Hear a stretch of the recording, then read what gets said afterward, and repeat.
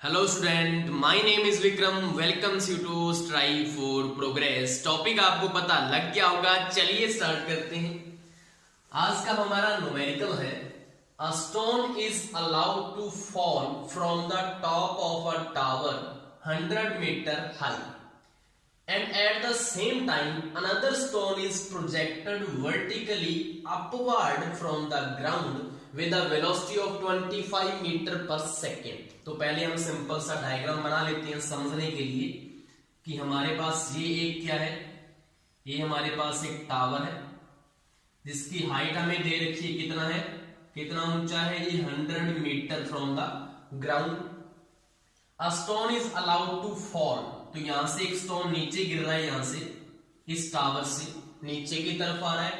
At the same time, और उसी time पे another stone is projected vertically upward from the ground, और उसी टाइम पे जो दूसरा स्टोन है उसको हमने ऊपर की तरफ फेंका है, कितनी वेलोसिटी से, 25 मीटर पर सेकेंड, जो कि गिवन है। तो अगर मैं किसी स्टोन को ऐसे ऊपर की तरफ फेंकूं इतनी वेलोसिटी से, मतलब उसकी जो इनिशियल वेलोसिटी है वो हमें दी हुई है u इक्वल टू, कितनी दे रखी है उसने, 25 मीटर पर सेकेंड। ये हम इसकी इनिशियल वेलोसिटी दे रखी है, और जो ऊपर वाला स्टोन है उसकी इनिशियल वेलोसिटी आपके अकॉर्डिंग क्या होनी चाहिए, क्योंकि वो जो टॉप ऑफ द टावर पे पहले क्या था, वो रेस्ट पे होगा, उसके बाद ही तो उसने फॉल किया है ना, नीचे नीचे गिरा है वो, तो मतलब वहां पे क्या था, वो रेस्ट पोजीशन पे था। तो रेस्ट पे जो इनिशियल वेलोसिटी होती है वो कितनी होती है, 0। तो u इक्वल टू इसकी कितनी है, 0 मीटर पर सेकेंड। दोनों की वेलोसिटी आपको पता लगी इनिशियल।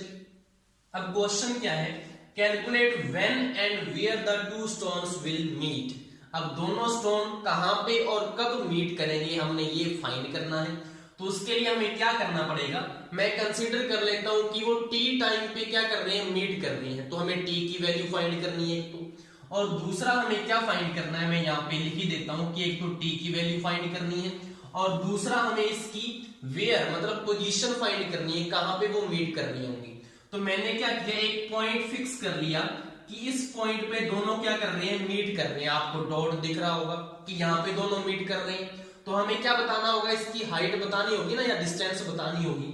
तो मैं क्या करता हूं, मैं कंसीडर कर लेता हूं कि ऊपर से जब ऊपर वाला स्टोन h डिस्टेंस या h हाइट को कवर कर लेगा, तो ये एक दूसरे को क्या कर रहे हैं, मीट कर रहे हैं। मैंने ऊपर से h डिस्टेंस कंसीडर कर ली कि यहां पे वो एक दूसरे को मीट कर रहे हैं। अब हमें पता है कि टोटल जो लेंथ है या टोटल जो हाइट है टावर की, वो कितनी दी हुई है, 100 मीटर। उसमें से मैंने क्या बोला कि h पे वो मीट कर रहे हैं, तो जो नीचे वाली जो हाइट है वो कितनी बची, 100 में से अगर h को माइनस कर दिया जाए तो हमारी नीचे वाली हाइट आ जाएगी या नहीं आएगी, आ जाएगी। तो यहाँ पे मैं क्या लिख सकता हूँ, 100 माइनस h लिख सकता हूँ, मतलब ये नीचे वाली जो हाइट है वो कितनी है, 100 माइनस h है। यहां तक सभी को समझ में आ गया होगा। अब यहाँ पे हमें करना क्या है, एक तो t की वैल्यू निकालनी है, व्हेन आ जाएगा, और एक वेयर निकालना है, मतलब h की वैल्यू हमें निकालनी है। तो दो वैल्यूज हमें फाइंड करनी है, h की और t की। तो हमें इसके लिए क्या यूज करना पड़ेगा, इक्वेशंस ऑफ मोशन, क्योंकि हमारे पास अगर दो वेरिएबल होते हैं तो आपको मैथ में भी पता है x और y दो वेरिएबल होते हैं, तो इक्वेशंस होती हैं जैसे x + y = 20 या x - y = 50, ऐसा कुछ होता है। आप काटते हो, एक वेरिएबल आ जाता है, फिर दूसरे की वैल्यू फाइंड हो जाती है। वैसे ही हमने यहाँ पे करना है, दो इक्वेशंस लिखनी है। पहले हमें ये पता होना चाहिए कि अगर कोई ऑब्जेक्ट ऊपर से नीचे की तरफ फॉल कर रहा है तो मतलब वो ग्रेविटी की डायरेक्शन में ही आ रहा है। ग्रेविटी भी ऊपर से नीचे खींचती है ना ऑब्जेक्ट को, और ऑब्जेक्ट भी नीचे आ रहा है, तो मतलब यहाँ पे जो इक्वेशन ऑफ मोशन लगेगी उसमें ग्रेविटी का कौन सा साइन लेना है, पॉजिटिव। लेकिन अगर किसी ऑब्जेक्ट को हम ऊपर की तरफ फेंकते हैं तो वो क्या होता है, मोशन वो ग्रेविटी के अपोजिट डायरेक्शन में होता है, तो उसमें साइन कौन सा आएगा, नेगेटिव साइन आएगा।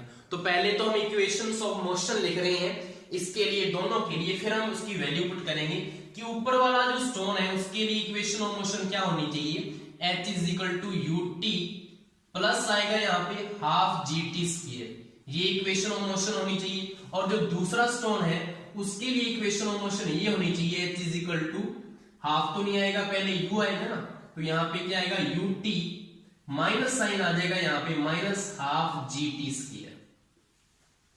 ये इक्वेशन दूसरे स्टोन के लिए आएगी। अब हमें यहाँ पे इन इक्वेशन से में वैल्यूज पुट करनी है हमारे न्यूमेरिकल के अकॉर्डिंग और हमारा आंसर यहाँ पे आ जाएगा। तो एच के अकॉर्डिंग यहाँ पे क्या है हमारे पास, यहाँ से लेकर हमने उस पॉइंट तक मोशन इसका फाइंड करना है कि पहले स्टोन का यहाँ से लेकर उस मीटिंग पॉइंट तक क्या मोशन है। तो एच की वैल्यू तो एच ही है, यहाँ पे एच की जगह तो एच ही आएगा। इक्वल टू यू की वैल्यू कितनी है, 0 है, तो 0 इंटू टी करेंगे तो 0 आएगा, प्लस हाफ इंटू जी की वैल्यू आपको स्टैंडर्ड तो 9.8 होती है।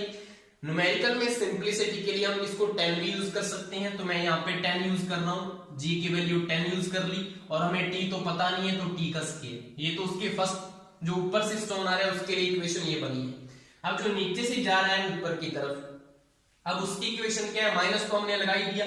यहाँ पे h क्या है, यहाँ पे हमारा h क्या है, यहाँ पे हमारी हाइट कितनी है वो 100 माइनस एच, तो यहाँ पे 100 माइनस एच आएगा इक्वल टू u की वैल्यू यहाँ पे कौन सी है 25 मीटर पर सेकंड, तो 25 इंटू में t तो हमें पता नहीं है, माइनस हाफ इंटू जी की वैल्यू फिर हमने 10 पुट करनी है और t की है।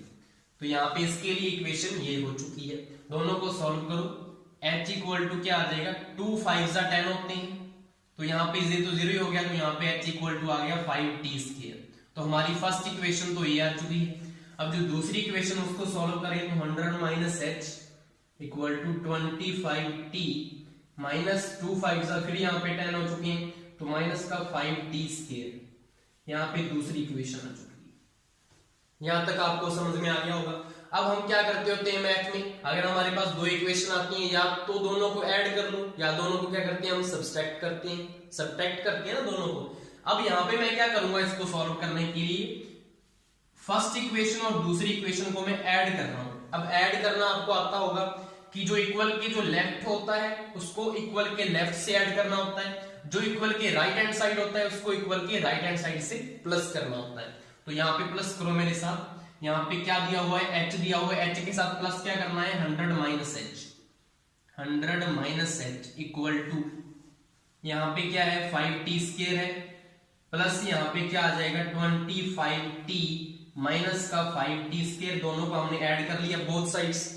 अब हमने क्या करना है प्लस h और माइनस h है तो ये आपस में कट जाएगा, प्लस का 5t स्क्वायर माइनस का 5t स्क्वायर ये दोनों आपस में कट जाएंगे। तो यहाँ पे क्या बचा हमारे पास 100 और इस वाली साइड क्या बचा 25t। अब t की वैल्यू यहां से आ जाएगी 25, इसके नीचे चला जाएगा और t इज इक्वल टू आ जाएगा 100 अपॉन में 25, तो 25 4 जा 100 होते हैं, तो t की वैल्यू हमारे पास कितनी आ चुकी है 4 सेकंड, क्योंकि टाइम सेकंड में होता है, तो t इज इक्वल टू आ चुका है 4 सेकंड।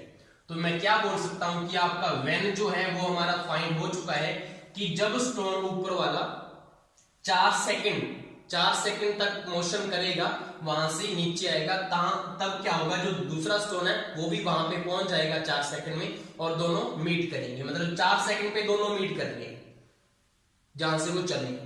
ठीक है, तो यहाँ पे हमारा व्हेन तो आ गया, अब हमें वेयर फाइंड करना है, तो हमारा जो t है वो तो आ चुका है, अब हमें h फाइंड करना है।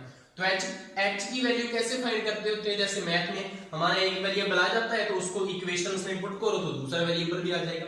तो आपने t की वैल्यू या तो 1 में पुट करनी है या 2 में पुट करनी है। आपको पता है 2 बहुत बड़ी इक्वेशन है, तो 1 छोटी सी है, 1 में पुट कर दो। तो फर्स्ट जो इक्वेशन है हमारी क्या है, h इज इक्वल टू हमारे पास था 5t स्क्वायर, तो h की वैल्यू फाइंड करनी है, h is equal to 5 into t की वैल्यू क्या है 4 पुट करो, तो 4 का क्या आ जाएगा स्क्वायर आ जाएगा, तो h इक्वल टू 5 इंटू 4 का स्क्वायर कितना होता है 16, तो h इज इक्वल टू क्या आ गया 16 5 जा 80, तो 80 क्या आएगा 80 मीटर में आएगा, क्योंकि 100 मीटर थी ना हाइट, तो ये भी मीटर में चल रहा है, तो एम्पियर सिस्टम ही है। तो हमारा जो h है वो भी फाइंड हो गया, मतलब हमारा जो वेयर था वो भी फाइंड हो गया। वेयर अब कैसे हम क्या इसको कैसे बोलेंगे, हम इसको ऐसे बोलेंगे कि टॉप से जब वो 80 मीटर कवर कर लेता है स्टोन, तो वो दूसरे स्टोन से क्या करेगा मीट करेगा। ये इसका आंसर था दोनों। आई होप सो आपको अच्छे से ये न्यूमेरिकल समझ में आ गया होगा। Thank you.